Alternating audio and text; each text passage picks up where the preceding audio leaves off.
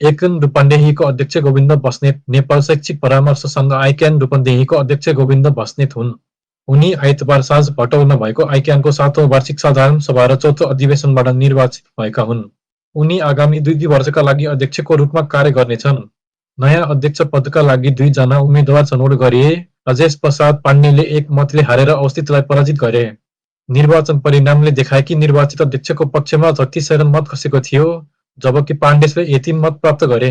पहिलो सत्रको दौरान इकोनका केन्द्रीय अध्यक्ष शेषराज भट्टराईले जेनजी आन्दोलनको प्रकाशमा शैक्षिक परामर्श केन्द्रहरू अझ महत्त्वपूर्ण भएकोमा जोड दिए। उनले युवाहरूलाई विदेशमा अध्ययनको लागि पठाउनुको मात्र नभई उनीहरूको देशमा केही गर्ने आशा पनि प्रदान गर्नुको महत्त्वमा जोड दिए। आइक्यानका धेरै केन्द्रीय अधिकारीहरू, विभिन्न जिल्लाका प्रतिनिधिहरू र सल्लाहकारहरू कार्यक्रममा उपस्थित थिए, जसले सदस्यहरूबीच बढ्दो गतिशीलता र राम्रो व्यावसायिक अभ्यासको आवश्यकतालाई उजागर गर्यो।